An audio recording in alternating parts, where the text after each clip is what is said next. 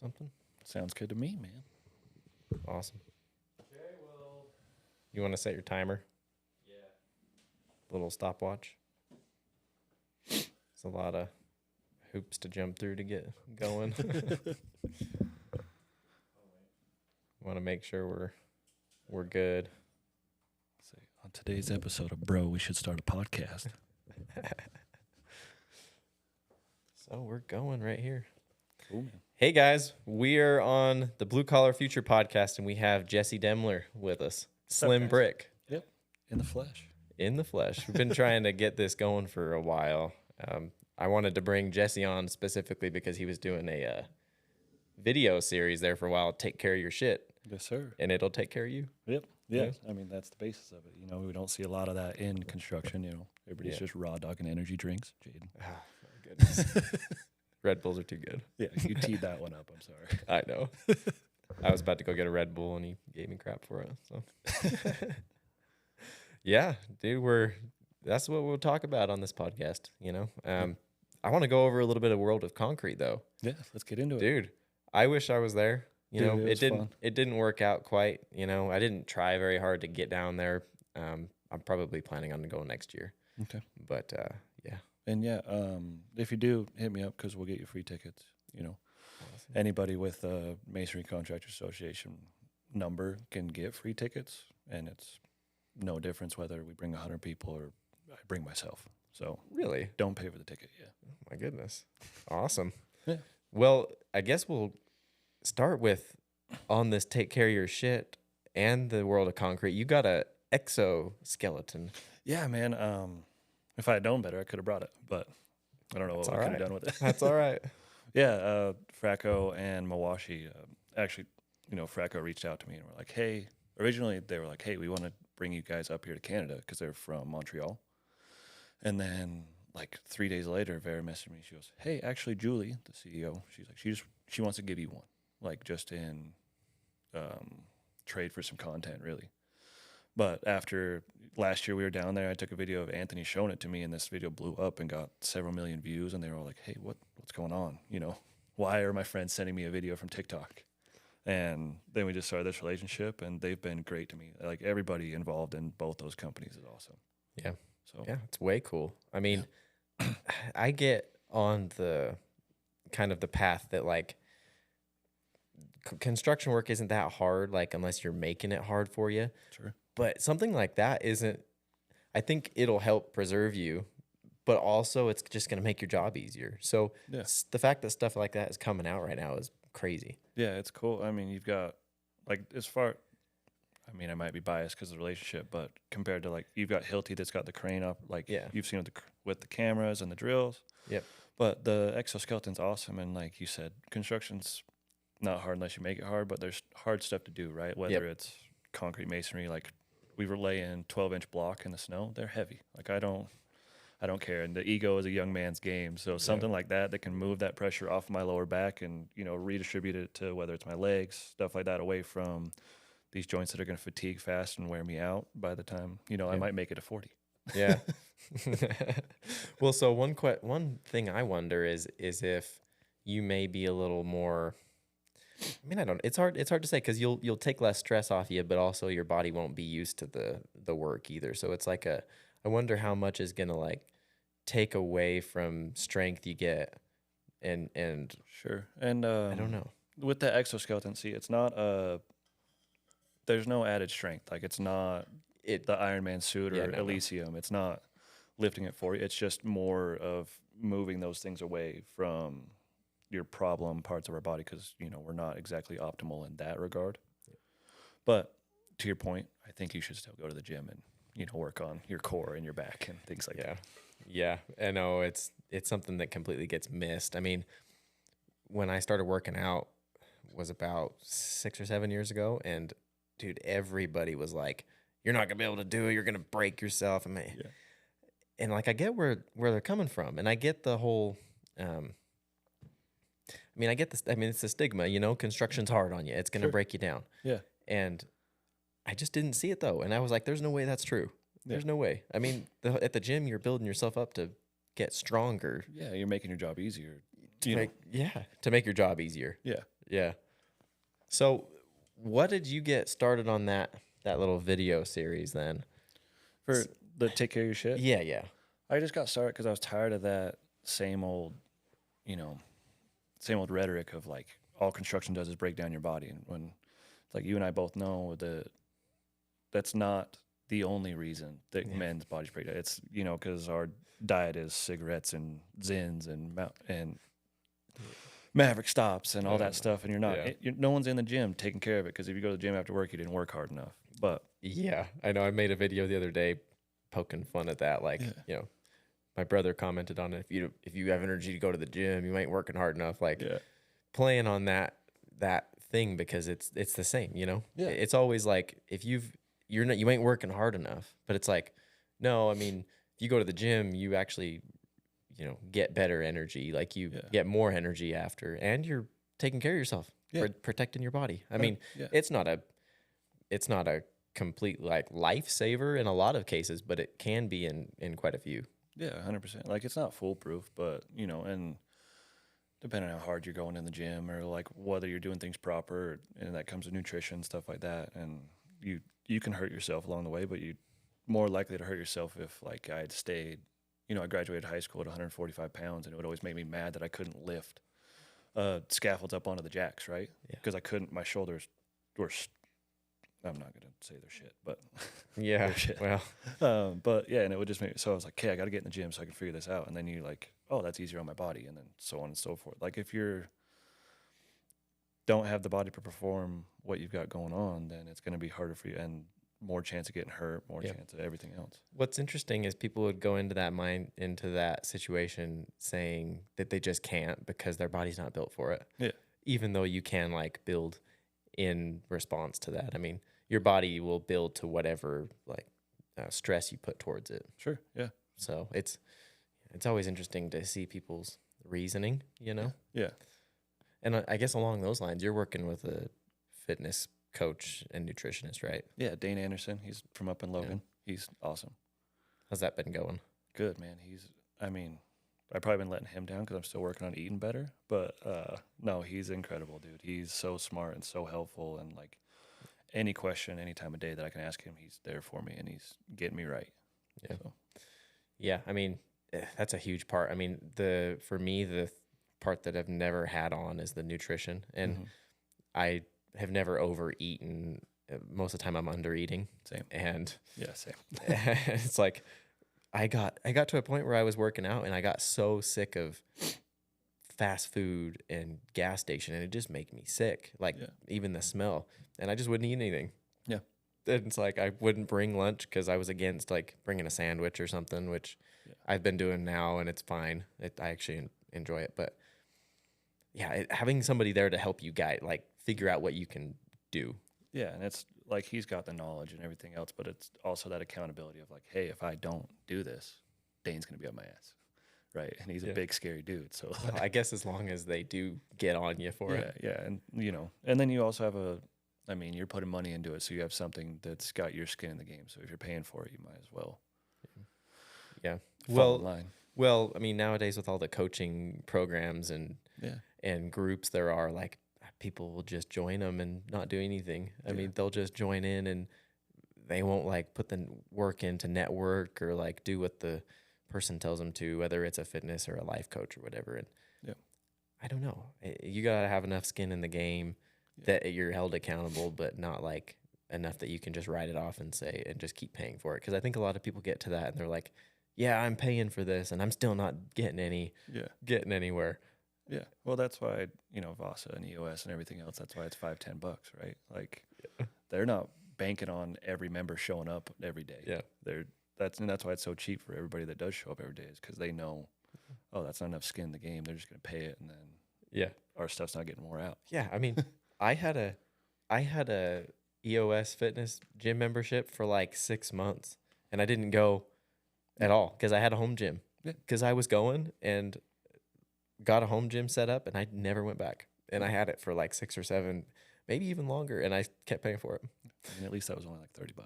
Yeah, I know, right? It's not that much. It's not that much skin. But that's the thing. It's like you can keep going and it's like, it's not that big a deal. Yeah. But the problem here is it's not that big a deal with all of this. Like in the moment, it doesn't seem like it. Sure. But then all of the effects down the line come into play, and it's like all of a sudden you're broken down, and you don't know what you're doing, like, and you just have a terrible quality of life, which is what happens to a lot of people in trade work. Yeah, you see it every day. Like, I mean, you see the dude with the busted back or the busted shoulders, arm. You know, they're doing all this stuff because in the moment, you know, picking up all that brick by yourself wasn't that big of a deal. But at 50, when you're like, hey, why did I do that? Yeah. You know, why am I looking at the ground like this when I walk? Yeah. Well, and in the moment, it makes sense to stop at a gas station or go to fast food or pound all the energy drinks. You know, it's easy. It makes sense to, just waste away. I mean, it makes sense when you get done at work to go sit on the couch, you know, because it's comfortable and it's low barrier to, I mean, you know, path of least resistance. Yeah. But the problem is, and I think this is why so many people push back against like the gym and getting your nutrition in check is because the bad effects are so far down the line. Yeah. Depending per person, you know, they could be like a year down the line, but most of the time they're 10, 20 years and all of a sudden you can't do what you used to do. And it's like, you're screwed. Yeah. I mean, everyone sees what affects them in their daily life, you know, not in their entire life. Yeah. I think, you overestimate what can be done in a day, but underestimate what can be done in your life. Right. So like, that's how we view things, you know, it's like, oh, I can do all this today, but longevity, you underestimate the effects of things.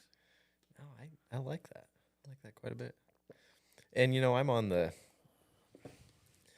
I always try to do things on my own too. You know, I'm like, let's get on there.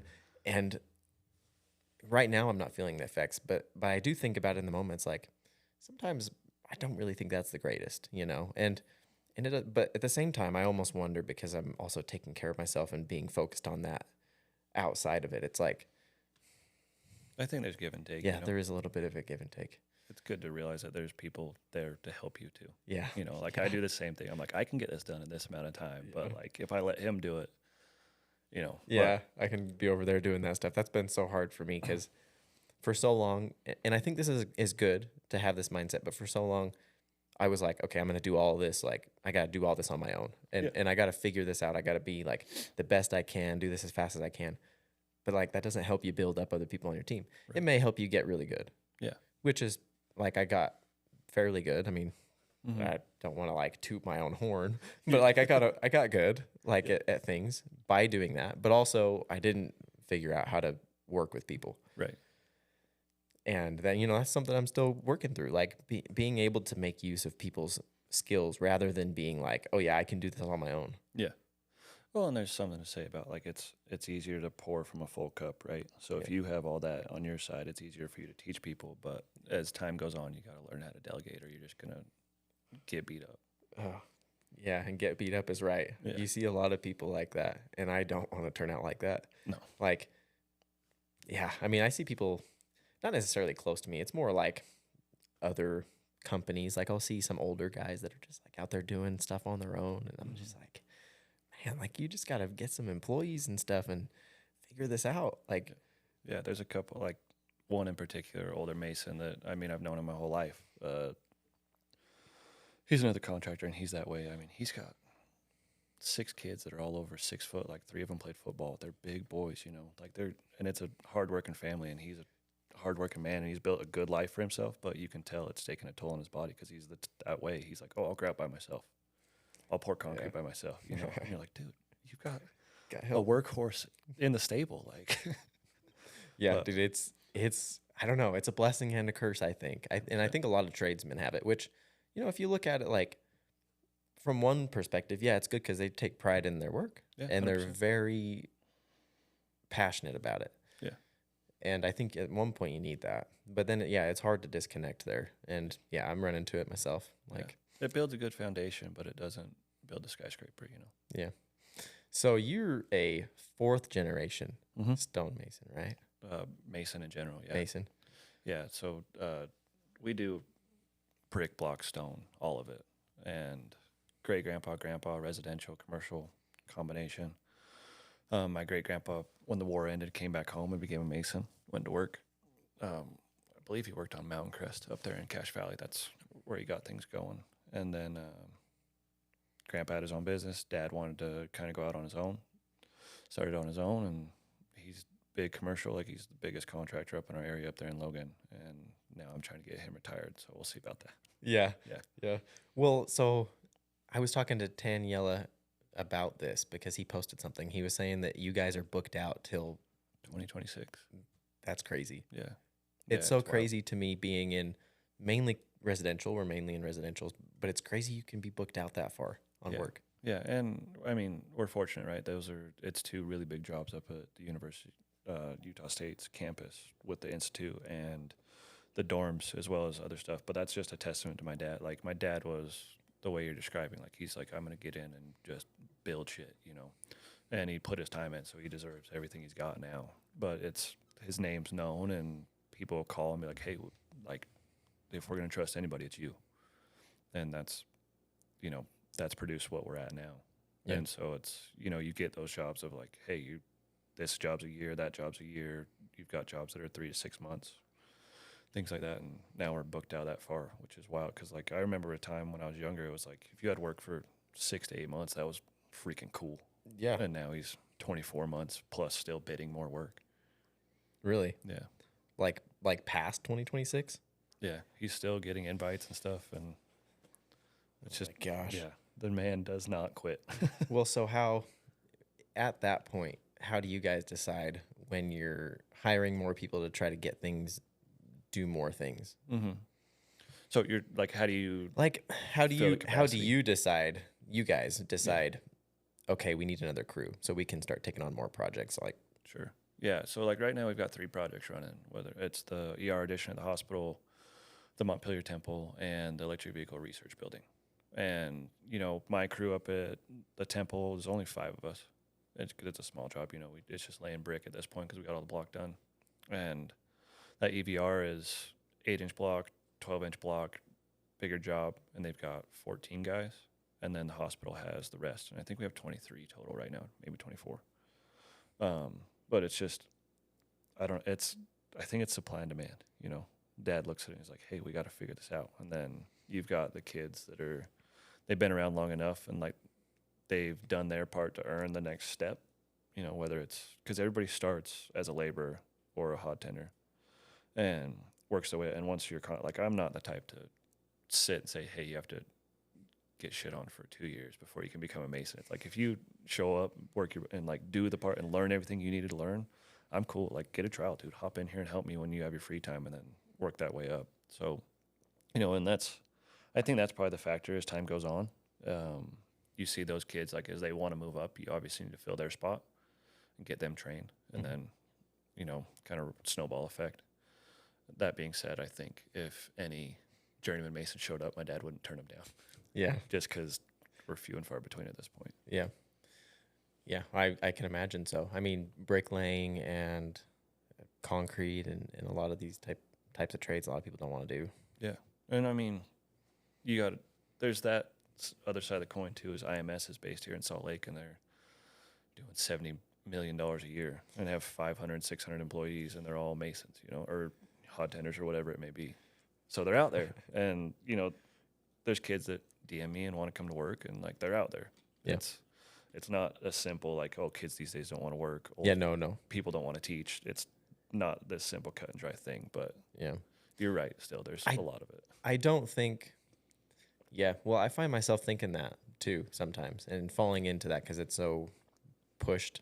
Sure. But I don't think it's that simple because people always talk in those extremes. Sure. And I don't like to do that either. Like it's the whole, it gets attention. It's the whole like Star Wars. Have you seen Star Wars? Mm-hmm. Yeah. Only Sith steal in absolutes. Yeah. Little nerd there for you. No, you nerd out. No, it's like it can't be all one way or the other. Right. I think there is a little bit of a cultural shift towards the trades right now, but it was a little bit before. It was like just wasn't even an option really Sure. in Yeah. people's minds. Yeah. Maybe not push away, but it just wasn't really explored. Yeah. Well, and how old are you? I'm 25, almost 26. 25. Okay. I'm 31. And like, I don't know if you see it at work, but like I see it at that, like the 10 years around me, there's a big gap.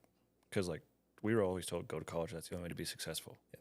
But now you got those older guys that have all the skills, all the knowledge. And then you've got the younger kids that want to come in now, whether it be because of social media or whatever it is that has taught them like, Yeah. oh, this can be a good career, it can be a good thing. But we're still not in the counselor's office. Like you go into a school counselor, it's still the Weber, all that stuff. But there's no like, hey, go to the trade school. Hey, go get an apprenticeship. Yeah. Well, that's what I talk about a lot because it's not, it really isn't an option. It's like, even if kids don't know what they want to do. So like I was studying engineering when I was in like high school ish, and I was planning to go to Weber State to be an electrical engineer. I was going to do that.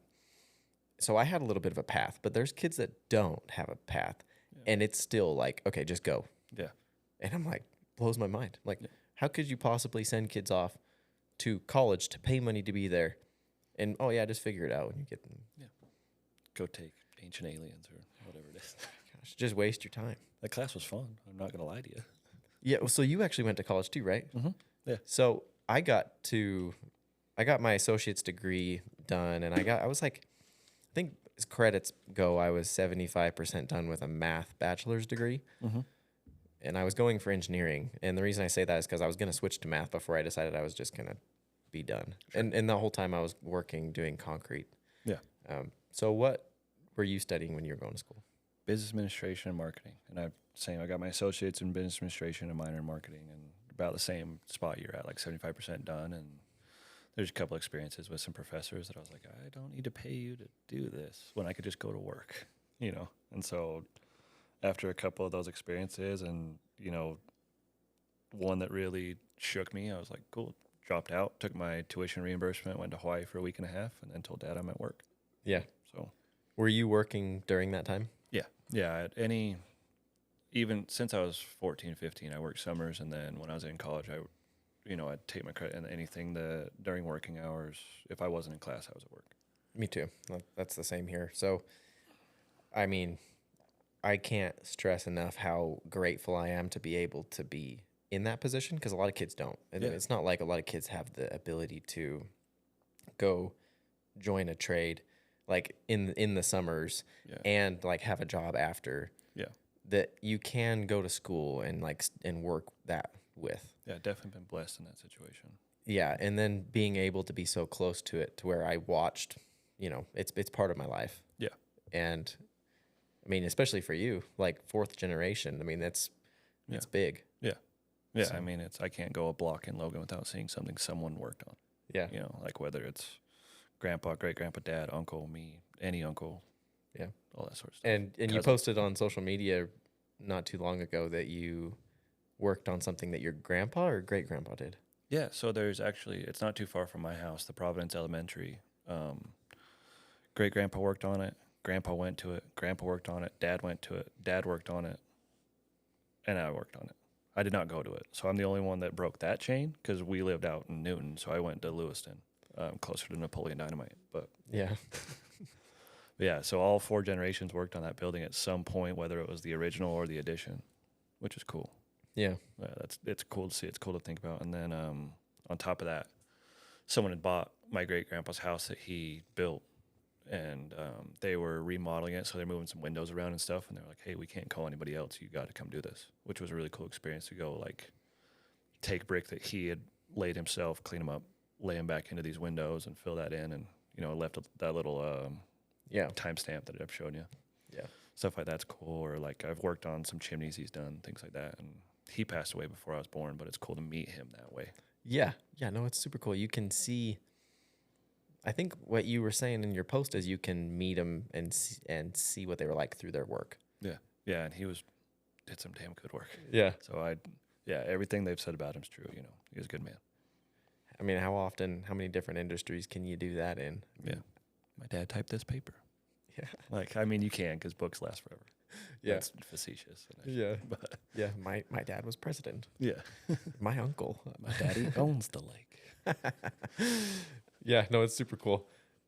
I've been following you for a while. So what did you decide to start posting the masonry content for, or like getting on social media for? Shout out to my wife and my sister for that. My wife had her Evo page because she had a car page, all that sort of stuff, and like there was a time and place where she was making a full-time income from that, and then just got burnt out on it. But her and my sister came up with Slim Brick, made the TikTok because they would see Stu Crompton's videos, and I don't know if you know who he is, but he's a mason from the UK, and he did like super satisfying work, like the ASMR, all that sort of stuff. That was his brand. He was the first mason to get 1 million subscribers on YouTube, like all that sort of stuff. So we see him, and it's like, hey, Jess, you got to do this. I'm like, I'm at work. You know, I don't see the point in like, what am I gonna do? Dance? Like, and now, you know, everyone's seeing me dance on top of that job box at this point. Yeah. But yeah, they pushed me and got me started, and Christina kind of taught me the ropes of the social media and stuff like that, and then evolved to where it is now. So yeah, it was just kind of chance, and they pushed me toward it. Falling into it almost, I guess. Yeah. And you had them to help kind of guide you through the deal. Yeah. Reminds me a little bit of like Harrison Elliott. He's another bricklayer in the UK. That's my boy. Yeah. He's a good dude. Our podcast episode's releasing tomorrow. I actually feel bad because my audio has an echo in it, but in our episode, and I was debating on not releasing it, but I liked the episode. I was like, anyways, he was the same as well. Like similar path as you actually. Like he went to school even and got bachelor degree and stuff, and he decided, he was like, you know what, I'm gonna go be a brick mason. It's like it's cool to see that, you know. Oh, they make some damn good money over there. Yeah. and he told me on the podcast, he was like basically he's making a lot more than a lot of the graduates and a lot of people with this similar job. Yeah. But it's cool to see him. He's actually using his college experience now and coming out with the workout programs. Of course, and stuff. Yeah. Because who wouldn't want to work like that dude? He's jacked. if you're watching this, I don't know if you will be. It's no, it's cool. So you started with the Instagram stuff, and how long did it take for you to like what was that process like for you to figure out your content that you wanted to make, and like how long did it kind of take to get going? So started on TikTok and just throwing things at a wall, you know, seeing what stuck. And like I learned real quick of like TikTok doesn't show the people that follow, like it doesn't show the same group of people the same video. So if I was to go post 6 videos in a day, I'm not going to bombard their For You page, right? Or their whatever it may be. And so it's just keep throwing things until stuff goes. And so it's whether it was work or comedy or lessons or things like that. And then eventually that video of the clean clothes crew that I had to take down got like 9 million views in a day and a half. And because of that, everything else blew up. Like that rising tide brought everything else up. And that's when it jumped from, you know, being 8 to 10,000 followers to 40 to 50 in a day and a half. And once I had that behind me, I was like, cool, I can keep doing this. Yeah. And then it's just, I don't know. It's like I just told my buddy the other day. He was like he's like, I want to make content. I'm like, cool. Don't expect anything until your 100th video. You know? Yeah. Like it's just like Mr. B says. Like you can just keep going and go, and it doesn't matter that like. I mean, you followed me for long enough, so you probably noticed that I repost some things. Like, and they're good video that I thought were good videos that didn't get anything back in the day, and now they get 100,000 views just because there's a foundation. Yeah. Right. So it's not that you're not making good content. It's just getting yourself in front of it. Yeah. Yeah. I mean, that goes along with a story I heard not too long ago about a guy on TikTok posted a video 9 times because he wasn't getting any traction, and he was like, man, there's no way this can't get. And then on his 9th time, it was like millions of views. Yeah. It's crazy. Yeah. So you just tweak little things. You just do a little stuff, like whether it's captions, it's cover photos, it's the font outside of it, the copy, whatever you got to do to get that first 3 seconds. Yeah. You know? And which is people usually don't stick around for that first 3 seconds. I mean, even 1 second, if it's not like in your face right there. Which is where like Taniel does good because he's got his scrunchie and everything. Or Yeah. he's good at antagonizing people. Yeah, no, and so that's what we talked about when on our podcast. Yeah. He was saying on TikTok he used to post like 10 videos a day and up to like 20 sometimes. Yeah. Just throw them out there. And he said he found out that having the scrunchie on his wrist and having his hand up, having a couple different things, having the camera move right in the first second. Then it's not just a static So it's not opening on your face. You're catching people's attention just a little bit. Like, what was that? Yeah. Yeah.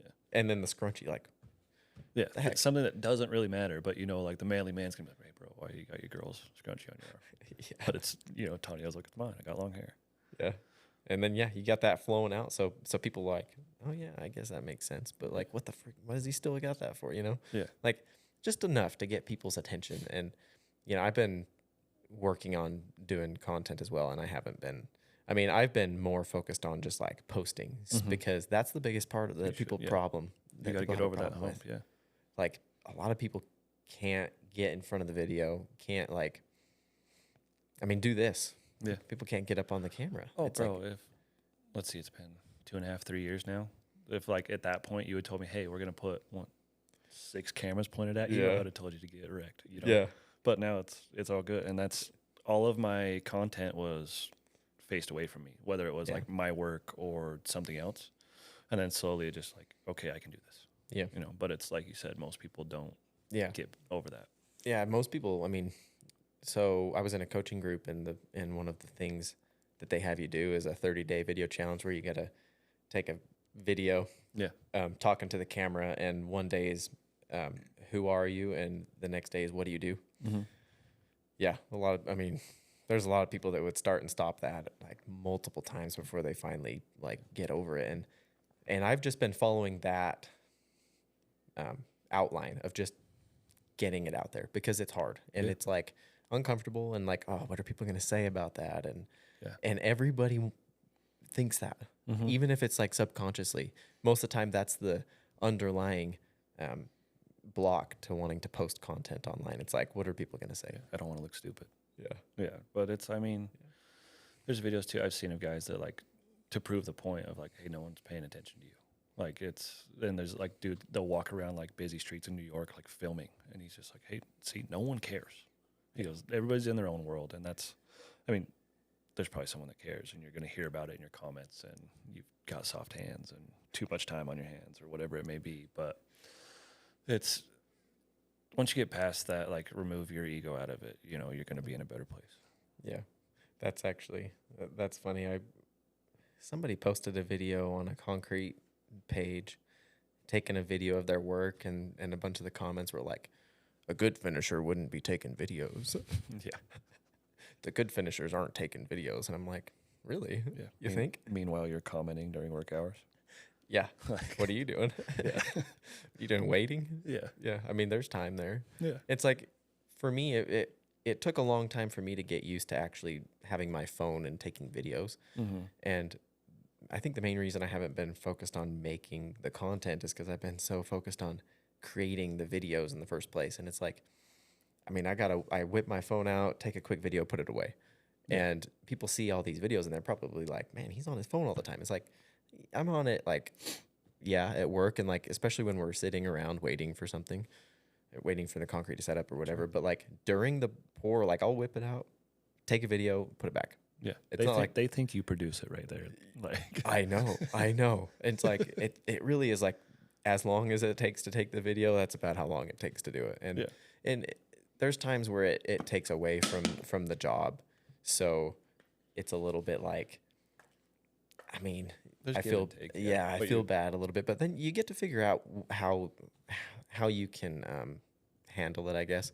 And obviously the good workers aren't going to be doing it while they're like busy on something. But it's like, you find the times where you can, set up the camera while you're doing something and take a time lapse or something.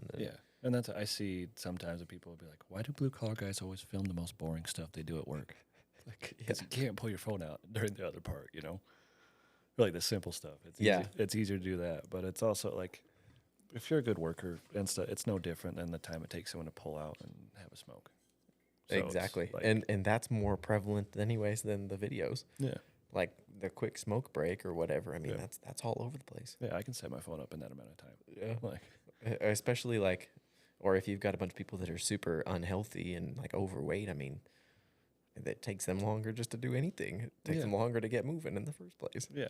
And then, I mean, to the thing too, if you're a good worker and you're putting your units in and not slowing down your boss, why wouldn't he? Because that's how, like, everybody always asks, like, hey, how does he not get mad at you for doing this all the time? I'm like, because I produce. Yeah. And he thinks it's cool, and like, people come to work, we get work, whatever it may be. He thinks my dad's forward thinking enough to know that, like, hey, this is a good thing, as long as I'm not like all day. Like, oh, you needed me? Yeah, right. I'm not sure what my dad thought at the beginning, but I think that's, Yeah. I mean, that's what the idea is.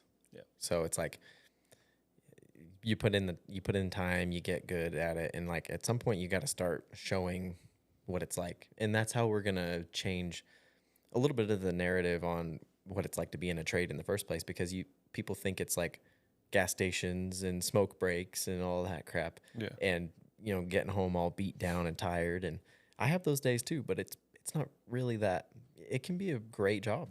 Yeah. And it's super satisfying to watch something that you build over, however long. Yeah. Like I bet especially for you building a wall that, in a day, watching the progress there. Yeah. Yeah. The time lapses are always cool too. Like it's cool to, like, I start from this 6x2 thing to building whatever size wall it is. Yeah. Yeah. It's super cool. Do you get very many views on like informational videos there? Like how-to videos? Yeah. Oh yeah. Yeah. I probably need to do a little bit better on that. But On how-to videos? yeah, like there's stuff that Trady has shared of, like, I had that video of what the holes in a brick are actually for, or like how the veneer gets anchored into walls, or how to build leads, things like that. Like they're there. I just don't do as good of a job as I could of producing that content. That's, I think, almost all of the content I would do is like, well, and I don't know. I'm just like, the way I've been doing content is just throwing it together. And like, it's like, at the end of the day, I mean, I got to figure out what I like to do and what works. Find your lane. Yeah, Yeah. find my lane. And the podcast is kind of helping there, because it's like, I can kind of take a little bit of a broad approach right now. But yeah, it's just figuring out what really works for you, especially too, because some people aren't going to be good on an informational how-to video. Yeah. But, there's 3 ways of making content. It's got to be entertaining, informational, or funny. Those are the 3 big ones that are going to get people's attention. So as long as you can hit those marks in whatever niche you're doing, it's going to get someone's attention. I've been a little bit hesitant to do meme videos and like funny videos because I don't know if I want to be like, that guy, but the view counter gets addicting, but like, yeah. The one with Shane Gillis that I posted about The Apprentice, Yeah. It's got 10 million views. I gained like 600 followers from it. It's fun though. Yeah. Like it's mindless content that you're like, oh, this makes me laugh. So post it. Like don't let that discourage you. But like it's more of I view it as like bait. So like cast that, and then they can be like, oh, I go look at his page. Oh, this guy actually does something. Yeah, he actually does. I mean, I just, it's interesting. I don't want to stray too far from what I usually do, but at the same time, it's like, it's fun and it gets people's attention too. Yeah. And don't turn into only that. Yeah. And I worry that I would do that because there's so many funny things out there. I binge posted it, if you call it that, for a minute. Yeah. Of just memes. Of just memes. Yeah. I get scrolling on Instagram and TikTok, and luckily I don't get on TikTok very often, so because I don't want to like mindlessly scroll, but it's so easy to. Yeah. There's so many videos out there that are just like short and sweet and funny, and you watch 15 times and go to the next one and do it, and before long you're like, oh man, I've been here like 30 minutes. I've just been watching videos. Oh yeah, they got us figured out good. Yeah, and that's the content creator's idea, is to figure that out. Yeah. And I think that's the hard part, is a lot of people don't actually know how their own attention gets caught. Sure. Yeah. So, and I was thinking about this the other day. It's like, if you don't, you got to be thinking about what's going to catch your attention and be making content kind of like that. Yeah. But there's so many things to worry about that it's also like it gets overwhelming for people. 100%, and it always will. It's not for anyone that's good at it, bad at it. Whatever. It's always overwhelming. I'm sorry. Yeah, Sorry to burst anyone's oh bubble. my gosh, I've been the overwhelming part is taking all the stuff and then like organizing it and making sure it's in a place. Like I've been taking videos on the job site for like 2 years probably, and I've got however many videos from there that have just been my camera roll. Yeah. I started going through and organizing them by project, and I'm like, this is gonna be the end of me. Shameless plug. Company Cam can fix that. I've seen. I wondered if there was gonna be another. They did not shameless pay plug. me to say that. I thought the shameless plug was gonna come with the lunchbox. Dude, that lunchbox is sweet. Is it? Lunchy. Yeah, that makes life nice because Is it? you just turn it on. And it's like 2 hour. Like, I want to eat lunch this time. It'll have it warm.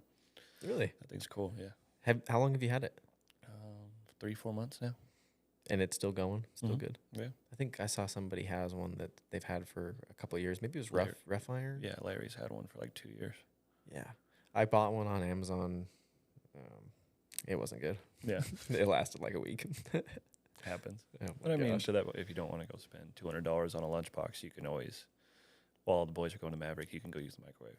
Yeah. I So- didn't want to bring a microwave around because I didn't want to get the stigma of, being a, Mexican on the job site. I don't want to get too racial here, but Hey, they work hard. yeah, they do. No, it's funny Those are my boys. because people are like, oh, you might as well, you're Mexican now. You got a microwave on the job site.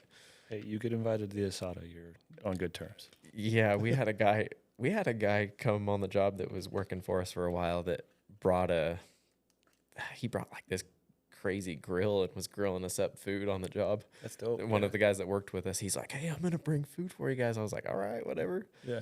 It's awesome. That's up there on the fire station. One of the guys brought, like, he had the full griddle with the propane burners and was making breakfast burritos, everything. That's my boy, dude. That's cool until the griddle stays on the job site forever, and then they keep cooking on it, and it's like gross. It's just seasoning. Oh my goodness, dude! I saw one the other day. I was like, it looked like it got like mud thrown on it, and I was like, what is going on? They just leave that crap out there I've had to replace the plate in the microwave in the job trailer because it just. for my own fault. Yeah. Oh my goodness. So when did you start getting like your troll? What is it? Yeah, your My new wardrobe. sponsorship, I guess. Like affiliate stuff going and all that, and then like, do you tag brands and post about them and then get that stuff, or do they do it beforehand now? It's both. So Troll was that way. Like, I was just wearing my Support Blue Collar hoodie that I love, and they finally saw one of the videos and were like, "Hey, dude, you know we have an ambassador program, right?" And Brian lives in Ogden, and so it's like, "Hey, he's right here. He's takes good care of us. He's the he's the one that takes care of all the ambassadors, and then Justin's running the company." But Well, what does he do over here? so he is with Troll as far as like he is our relation to the company. So he takes care of all. There's like 90 of us now. Oh, nice. He's a good dude. Yep. But yeah, that's been like probably a year and a half now that I've been with Troll, and they give you commission on sales, a little bit of money for reposts, things like that, or like if they want to run an ad campaign, typical brand stuff. And then now I've been smart enough to just put my media email in my bio so companies can easily find me instead of getting lost in the DM spam over there. Yeah. But that's how like Lunchies found me, is they just emailed me, or like, "Hey, we want to send you one, we'll give you commissions." Happens a lot with like boots, sunglasses, things like that, stuff like that. And then like Jobber, they found me that way and through a recommendation, and now I've got a contract with them till like June, July. Oh, cool. So How does that work? You get a contract with them to post about. So yeah, they like that brand in particular has a content theme for the month, and they're like, "Hey, we need here's your parameters, whether it's one post, 2 stories a month about this. As long as you hit that, you get X amount of money, right? And then on top of that, you get commissions, things like that. Cool. And that's how most brand contracts are. And if I was better about it, I could have my own media kit and be able to send that, like, cold call the brands my side to them versus them coming to me. Just be like, this is what I deliver for this amount of money. If you're ever interested in having a media guy, let me know. At what point does that become more of a focus for you? Is it going to? I mean, well, there's a lot of people that do that and make a living on it. Yeah, 100%. But I mean, being a well, a mason. Yeah. I mean, are you gonna step away ever, or I mean, it's probably gonna be continuing doing that and just having it on the side, right? Yeah, so the goal is to retire dad and take over, right? Yeah. But that's not going to stop me from ever wanting to make content and be a part of this. But, you know, the goal would be to produce 2 incomes.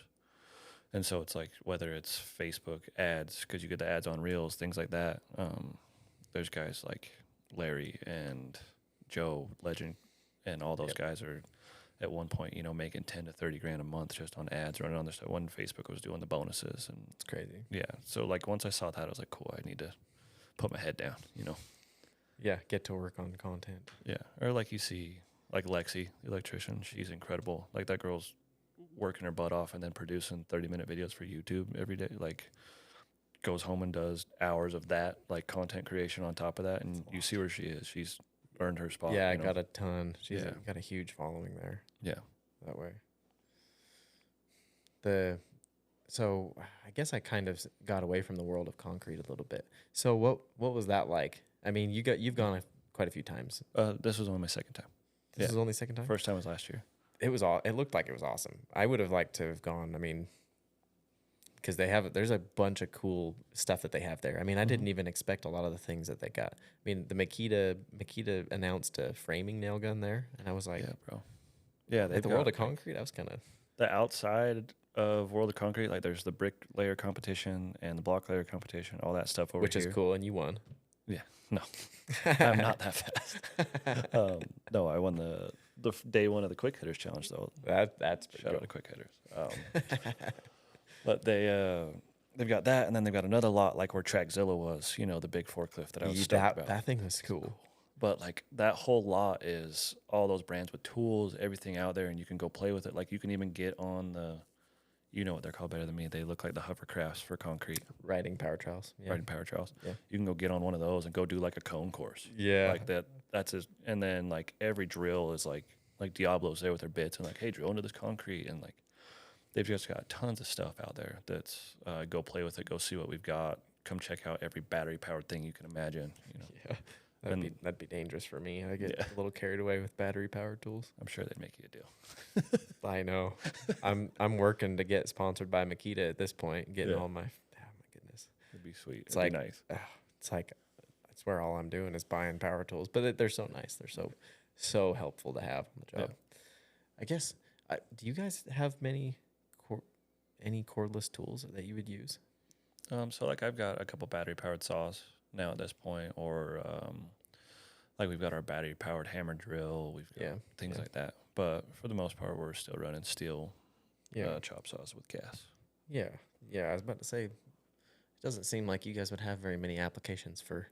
Yeah, they're there. Like they're coming. You know, they've got full size demo saws now that run on like 4 to 6 batteries and things like that. But we're using like our vibrator when we do core fill and little saws and things like that. Yeah, I use my cordless tools. I use the crap out of them. People give me crap for going with Makita, but like I liked them. Yeah, you know, and a lot of people have DeWalt around here, but yeah, a lot of people I see have DeWalt. My dad has DeWalt, so he kind of gave me crap for it, but just a little bit. Oh, dude, Makita's awesome. They're all good. Did you get on one of the riders? No, I should have. Because Yeah, every day that I see that we're out on site and someone pours a pad, he's out there. I'm like, bro, just let me get on it. Yeah. Like I don't know what it is, but that thing looks so fun. My dad was talking to me about it the other day. Actually, he's like, "Yeah, you know, it's kind of like, you know, you run a tractor for 2 days in a row, and you're kind of like done. Yeah. But like, you know, if it's your job, maybe not that fun. But it is fun to get on there a little bit. Yeah. There's been a few jobs where I've ran them, and it's a little bit of a learning curve, but they're fun. Would there ever be a scenario where like you would dig that thing in and mess up the concrete, or is it always going to stay up? Yeah, you would if it was like you were going into stuff too wet, for sure. Yeah, but as long as everything's cured to like where it's supposed to be, you're staying on top. Yeah, yeah. I mean, I guess you could have like a blade, like break or something, Okay. failure. I But don't like know. there's no access for it to. Okay. No, yeah, they're not meant to either. That's where I would worry. My dad was telling me a story. I think he said somebody like ran one of them off the pour and then like right back on accident one time, but it just that's what you'd worry about, like Yeah. running it off the crap.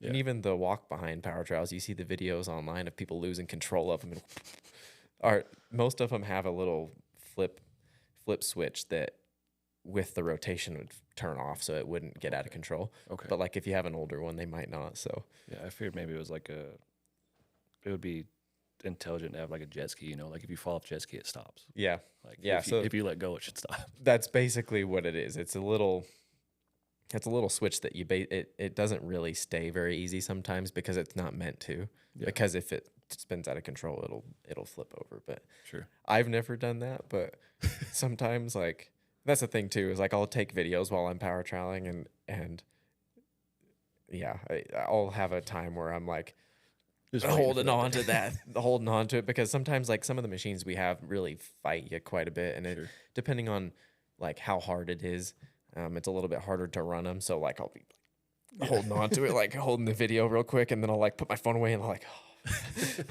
Like oh crap, I'm gonna let go of this thing. But it's I don't know, and that's so concrete for me. Like I didn't really like concrete that much, Yeah. and like I grew up in it, and but like part of me felt like, and I think this was partly due to the push to college is like it's not what I'm gonna do, and I don't. It's hard, and I don't like it. But there was a point in time where I came across where I really started to enjoy, and I really started to like watching, something that we form, pour, start to finish, like being able to do that and accomplish something. And Mhm. it was weird because it was like not it wasn't a quick like instant thing. It was over time. I was like, man, I actually enjoy this. Yeah. Same. It was like that for you. Yeah. I mean, there was a time and place where I was like, felt forced into it. You Yeah. know, like it's stuff like that. And then it just came through. I was like, no, this is cool. Like to realize, like I said, if I can drive anywhere in town and see something that someone in my family built or that I built, and it's cool to like see like, hey, I did that. Like it's just all that sort of stuff is cool. Like it came to a point like there, I mean, there was a time and place where like I'd rush home to get out of my high vis and shower and go out. But now I'm like, oh, like if it's a matter of me going to dinner right after work, I don't care anymore. Like Yeah. and that's cool because I'm proud of it. I'm Yeah. proud. Like, yeah, I do this shit. Yeah. I don't know if I rush home to get showered. I think now that I'm thinking about Depends it, on the day. yeah, for sure. And I think now that I'm thinking about it, I do take my time more now, I guess. Mhm. I really enjoy having a shower at the end of the day. That's one of the for me it's like seeing the sunrise when you're up working. Yeah, It's just something, it's just awesome. showers my decompression. Like, Yeah, it's when you get home and that's like the reset. But yeah, I mean it really came to a point where it's like, yeah, I don't mind being here anymore. I mean, it almost felt like I wasn't ever forced. Like my dad was always trying to get me to go do something else. yeah, and my dad's why I went to college. He was like, hey, I didn't get that opportunity. Better Yeah. go. Yeah, and I'm grateful for that. But like, it came to the point where, yeah, I was really proud of it. Yeah. And I can't say I was before. I mean, I was proud that I was able to work hard growing up. Yeah. And like, before my senior year, the summer before, I worked on a farm, and like after I would work concrete, I would go work on the farm, and it was a lot. It was like sun up to sundown every day for a whole summer, and it was awesome. Like I'd walk in the door from work with concrete and grab a couple things and walk out, and I'd be rejuvenated, and it'd be like a whole new day to go out and do farm work and screw around. And I wasn't getting paid shit. I was like, I was just screwing around, driving tractors, hauling hay, sprinkler pipes, that type of stuff. Yeah. And it was fun at that point to have the whole experience, but I still didn't like the concrete. Yeah. But yeah, like at some point, I was always proud of the hard work and being able to do that and have that opportunity. But I don't know. There was definitely a mindset shift for me where I was like, I actually enjoy this. I really do. Yeah, and I honestly can't tell you what it was either. Like I can't tell you the time and place that it Yeah. happened or what it was, but I know that when I was younger to, and it's not now, but like years ago, that there was something that flipped and I was like, no, this is me. This is dope. Yeah. Yeah, it's crazy how that can happen. And that's why I put a little bit less emphasis on the whole dream job thing, because a lot of people are searching for the dream job, right? And I think this is another idea that the school system has pushed on us because of going to college. Like, go to college to find your dream job, that type of stuff. Mm-hmm. And I think you can really learn to love and come to love anything you do. I think it's, if you can find a purpose behind it, if you can see growth, if you can see skills develop and go and see that it provides for you and what you need, like, I think you can come to love almost anything. Yeah. I can't imagine loving cleaning shitters, but maybe there's someone's damn good at maybe that. maybe there's somebody that can't smell that loves it. Yeah. I don't know. Yeah.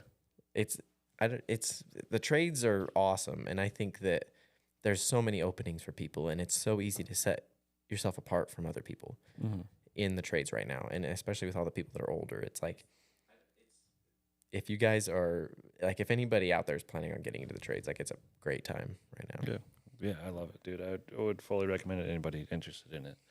It's because, like you said, it's not everything's for everybody. So if you're looking at school and not thinking it's for you, like, go see, and you don't gotta just stick with the first one you pick either. Like, especially if you're anywhere, 16 to, young 20s, you've got plenty of time to go. Like, do you want to go figure out what an electrician does, what a plumber does, what a mason does, what the concrete guy does? Figure out which one's for you and go play around. What trade would you pick if you weren't Mason? If I wasn't a mason, Yeah. I want to go drive the big old crane in the sky. Oh my goodness, that takes some freaking balls of steel. Yeah, dude, that just looks fun. And that's what Brock, the blue collar dad, always, Yeah, he's like, yeah. anytime, bro. I watch his stories and comment on his stuff, but every time I watch him, like, I don't think I'm afraid of heights until I watch stuff slip. like that. Yeah. I start watching it and like a little pit comes in my stomach. I'm like, oh, it's just a video. Yeah. It's crazy. Yeah. No, that stuff's been cool. Honestly, if it wasn't for construction, I'd probably be in sales, but that's might be the Utah in me. Yeah. A lot of people here go into sales. Yeah, but there's even in our construction world, there's guys that are in construction sales, whether it's the guy at the mortar sales or the block salesman or the blades. There's all sorts like throughout that. So you could still be in this industry and capture that. Well, I mean, you could be an estimator too. Yeah. You could bid jobs and stuff. Mm-hmm. More or less a salesman. Yeah. Same thing. So doing the same type of stuff. That's cool. And that's the cool thing, is you can use skills from all these trades to anything else. Yeah. And I mean, to your point where you said, and you could go try a couple, like in your 20s, you can literally try 3 or 4 different ones, work multiple years per one, and be like, you know what? I don't want to do any of them, but I want to build stuff. So I want to be a general contractor or something. Yeah. And you've got all this experience. Yeah. Yeah. Yeah. I think there's so many openings, and it's not so like you need a degree or like you need these certifications. Like, you can go work for somebody and start and really whatever you want. Yeah. And when you can pick all those up along the way too. Like, there's nothing. Yeah. It's not true. linear. Yeah. Or it doesn't have to be linear. Yeah. One thing I always bring up to people is like, engineering. Like, I feel like you can learn on the job as an engineer. I wish they would. Yeah, I know. Instead of like in the freaking classroom, stuff that doesn't matter. Yeah. That's when I was studying. Like, I would talk to engineers and they'd be like, I haven't even touched that since college. And I'm like, why am I learning it then? Yeah. Like, there's so many professions that could take a trade approach. And like, the unions, if you want to be in a union, they pay you work on the job, but you also get your schooling and training and stuff. And there's a lot of places you can go work for a plumber or an electrician, and you can be trained by them and then take your tests and certifications and stuff. I feel like that could apply to almost any occupation other than being a doctor or like some other stuff like that. Yeah. And that's to this point of like, I'm not going to say college is worthless. It just didn't work out for me. But like, if you're going to go to college, be specialized, be the doctor or the accountant. Don't go get some random degree just to be in school. It's not going to help. Yeah. Well, and that's the thing is make sure you have a plan. Yeah. I don't think it's worthless. I think it's or pointless. I think it's you just got to have an idea because you don't want to be the person that goes just because and then 3 different degrees later you're like finally found something or not. Yeah. And I mean, to that point too, of our point earlier is that you're young enough that you can figure out, like, say you go to college and like you went to college like me to get the business administration and then you find out like, oh, I really actually like the marketing or the accounting. Like, you've got time. Go, you might be a little behind because you could have been done earlier, but you can go to summer, you can do whatever you need to do. Yeah. Well, life isn't a race anyways. True. So I almost think it'd be a better idea to learn a trade, work in that aspect or whatever you want to do. And from there, you can decide if you want to go to school later on. So like make money, figure out some things you do like, and then figure out like, oh yeah, now I'm going to go to college. Yeah, you don't need to put yourself in a hole at 18. No. And if you got scholarships and you had, help to get you those scholarships and stuff, I mean, that's awesome. Yeah. You should pursue it. But if you don't, there's no rush. Yeah. There's no rush to do anything. Yeah. Honestly. Like, yeah, you want to be self-sufficient, you want to be prepared, but there's a lot of ways to do that. And you can do like the sky's the limit. Yeah. Well, I mean, look at our European friends. Like, they all take a gap year and go travel around, make sure they get a little bit of life experience, and then they're like, okay, yeah, I do want to go to college or university in their case. Yeah. Yeah. They do it different over there. Yeah. They also, a lot of those places, you got to learn multiple languages and stuff. Yeah. Over here, we don't. Yeah. I mean, having been there, they all know English. So it's like, at least there's that universal colonized. At least there's that. Yeah. Most people are nice. Yeah. Most people will help you out. Do you learn Spanish a little bit? A little bit. On the job? Yeah. On the job, school, like stuff that I learned in school, things like that. We've got a couple guys, like Gino and Jose, that they, like, a couple of us have expressed, whether it's Chase, me, stuff like that, are like that I want to be better at it. And so they're like, cool, we're not going to talk to you in English then. And so it's cool. And like, they're good, they're good at explaining what it is. They're like, hey, this is, but if you want to learn it, we'll help you. And so that's been cool. Yeah. That's what I'm missing.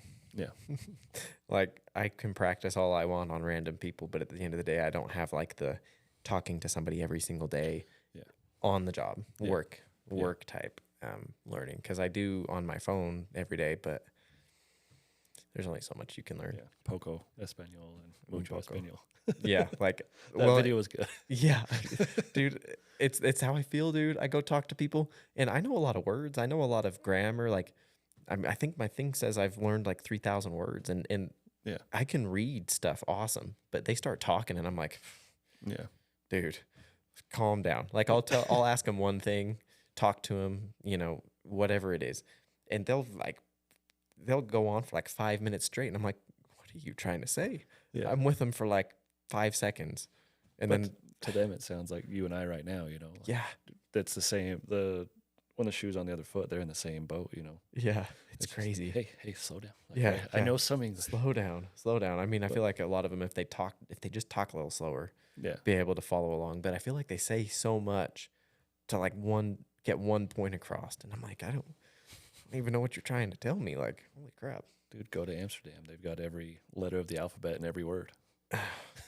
Yeah, I don't even know about that. Yeah. Well, I think we're coming up on time. So cool, man. Well, I appreciate you having me. Yeah, this was fun. Thanks for coming on. Thanks for getting on the live with us, guys. Yeah. I don't know. We haven't been watching the comments, so I don't know who's been on here, but it's an experiment. Fun. Yeah, it's been fun. Yeah. Let me know if I can come down again. This was good. Yeah, for sure. I haven't had repeat guests yet, but it's going to be coming soon, so I'll be... Heck yeah, man. Yeah, reaching out. So that's a wrap. Cool. See you, boys. Girls.